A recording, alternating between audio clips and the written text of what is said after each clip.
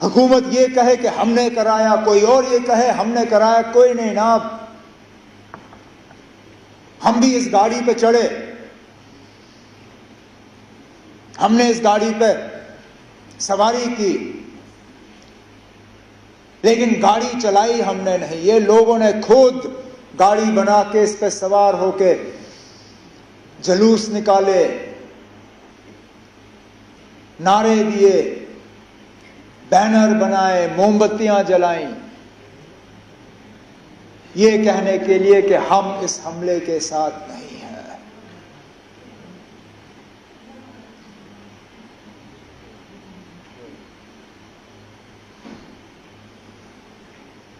Militancy, terror, दहशत, आतंकवाद, इसका खात्मा तब होगा जब लोग हमारे साथ होंगे। और ये स्पीकर साहब उस मौके की शुरुआत है।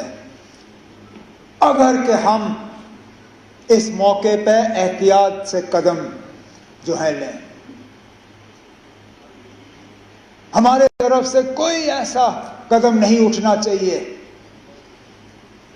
जिससे कि हम लोगों को अपने से दूर करें।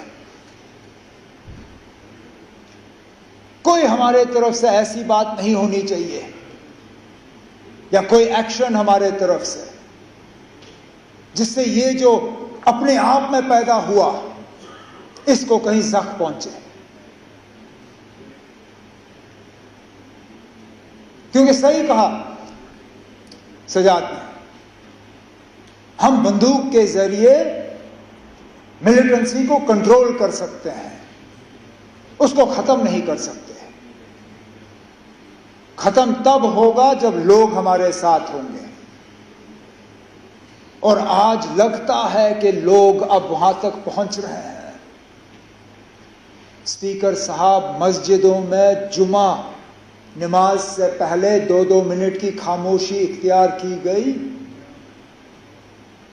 जामा मस्जिद श्रीनगर, ये शायद बाकी मुल्क में लोग इतना इस चीज को समझेंगे नहीं। आप और मैं समझते हैं ना। हम समझते हैं किसी हमले के बाद उस मस्जिद में 2 मिनट की खामोशी का मतलब क्या है।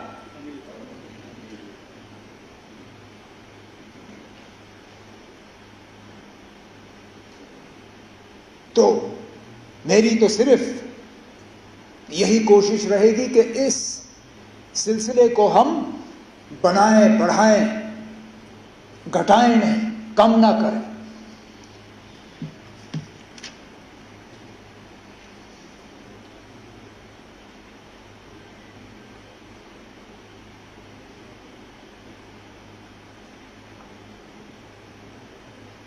हाफतनार के उस नौजवान आदिल के बारे में क्या कहें। अरे ना, जान की परवाह सबको होती है, लेकिन अपनी जान की फिक्र ना करते हुए टूरिस्टों को, अपने मेहमानों को बचाने के लिए वो अपनी जान की कुर्बानी दे गया। भागता तो कौन उसको कुछ कहता।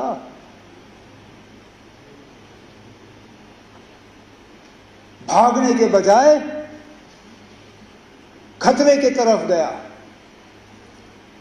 इस तरह के और मिसाल हैं जिनके बारे में आज हम सुनना शुरू कर रहे हैं। जो टूरिस्ट वहां से निकले, उन्होंने अब जिक्र करना शुरू किया। किसी एक ने वहां लोकल पोनी वाले को कहा कि मेरी बीवी और बच्चे को ले जाओ, इनको बचाओ, मुझे यहां छोड़ दो। और उसने कहा, मैं ना आपकी बीवी को कुछ होने दूंगा, ना आपके बच्चे को कुछ होने दूंगा, ना आपको कुछ होने दूंगा। इनको कुछ होने से पहले इनको मेरे ऊपर से गुजरना होगा। और छुपा के उनको सलामत रखा। जख्मियों को अपने कंधों पे पहाड़ से नीचे उतार के अस्पताल, एम्बुलेंस तक पहुंचाया।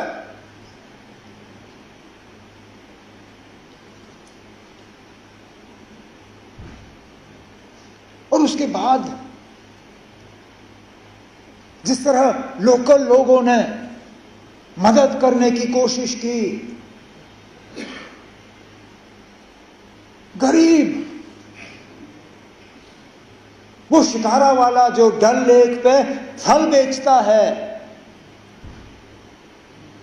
उसने अपनी किश्ती पे एक छोटा सा बोर्ड लगाया, टूरिस्टों के लिए मुफ्त फ्रूट चाट। अरे ना, वो दिन के 200-300 रुपए कमाने वाला, वो कहता है कोई नहीं ना, ना चले मेरे हफ्ते की कमाई, लेकिन मैं कम से कम अपने मेहमानों को यह एहसास देना चाहता हूं कि हम उनके साथ हैं। वो 3 व्हीलर वाला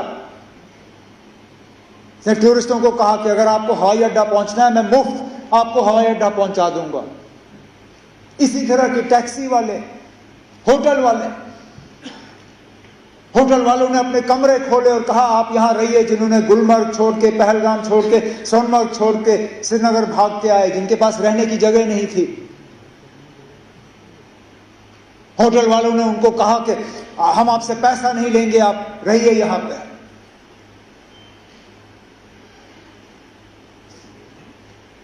मैं सलाम करता हूं, यही है हमारी मेहमान नवाजी। उसके साथ साथ उनका शुक्रिया करता हूं कि उन्होंने ये किया। जम्मू कश्मीर के बाहर हमारे कुछ स्टूडेंट्स, हमारे कुछ रहने वालों को कुछ जगहों पे तकलीफ हुई, उससे कौन इनकार कर सकता है। लेकिन मैं उसके साथ साथ उन तमाम रियासती हुकूमतों का शुक्रगुजार हूं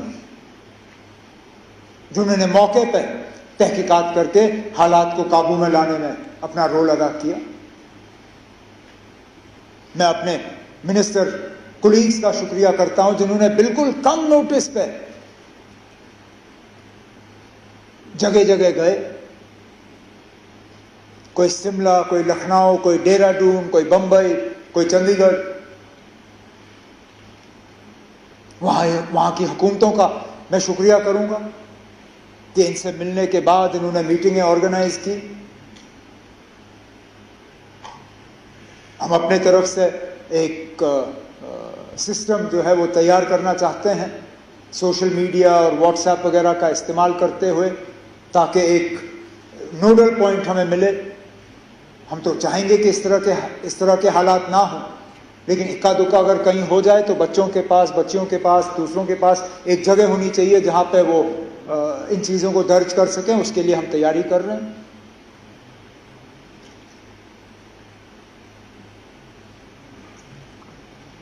बदकिस्मती से सोशल मीडिया में जहां 90% खबरें जो है वो सही होती हैं, 10% वो भी लोग हैं जो झूठी खबर फैलाने की कोशिश करते हैं।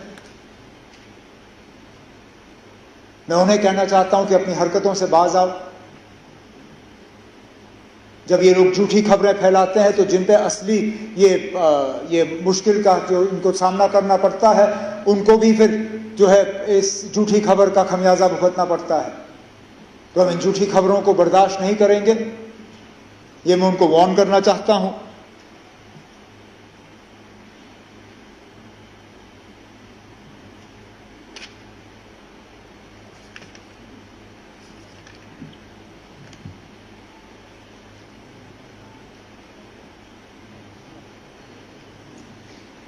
स्पीकर साहब,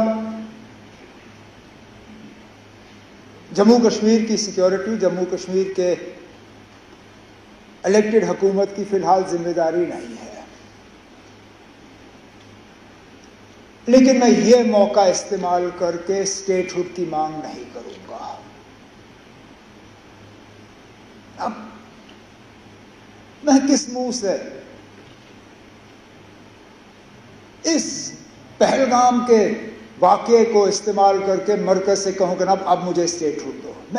मेरी क्या इतनी सस्ती सियासत है? मुझे क्या इन 26 लोगों के मरने की इतनी कम कदर है कि मैं अब मरकज से जाके कहूंगा ना अब चलो 26 लोग मर गए, अब मुझे स्टेटहुड दे दो। स्टेटहुड की बात हमने पहले भी की, आगे भी करेंगे। लेकिन लानत हो मुझ पे अगर मैं आज ये कह के मरकज के पास जाऊं कि ना अब 26 मर गए, अब दे दो। देने की बात हम करेंगे, लेकिन इस मौके पे नहीं। इस मौके पे ना कोई सियासत, ना कोई बिजनेस रूल्स, ना कोई स्टेटहुड, ना कुछ और। एक ही चीज ना, इस हमले की कड़ी निंदा और उन 26 लोगों के साथ दिल की गहराइयों से हमदर्दी और ताज़ियत, और कुछ नहीं। ना आज नहीं, टेबल हम किसी और मौके पे थपथपाएंगे, आज नहीं। तो स्पीकर साहब, मैं अपनी बात को इसी चीज पे खत्म करते हुए इस हाउस के तमाम मेंबरों से गुजारिश करूंगा कि जो रेजोल्यूशन डिप्टी सीएम साहब के तरफ से हाउस के सामने पेश की गई है, आप इसको सामने रखें और मैं उम्मीद करूंगा कि यूनानिमसली इसको पास करके हम मुल्क के सामने रखें। बहुत बहुत शुक्रिया।